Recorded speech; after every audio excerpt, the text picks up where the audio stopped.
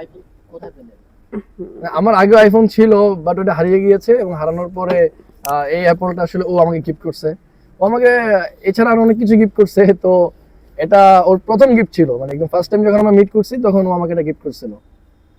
যে কি সেটা রাতে না দিনে gift করেছে? ওইটা রাতে গিফট করছিল আমাকে, যে আমরা যখন ফার্স্ট দেখা করতে গিয়েছি একটা প্লেসে, তখন ও আমি জানতাম না, ওই ফুলের মধ্যে করে জাস্ট অ্যাপল নিয়ে মানে আমাকে দিচ্ছিল যে নাও। তো আমি তো অবাক হয়ে গেলাম যে চিনি না তাকে, আমি ফার্স্ট টাইম আবার গিফট নিয়ে আসলো। না, আমরা গিফট পাই কোন সময়? হয় খেলায় ফার্স্ট হলে গিফট হয়।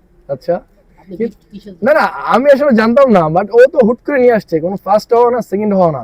আমি জাস্ট দেখা করতে গেলাম ওর সাথে, ও ফুলের মধ্যে করে মানে ফোন নিয়ে আসছে। তাই আমি বললাম যে এটা কি, কেন? আমার জন্য গিফট। তো আমি গুড। আপনি কেন গিফট করছেন?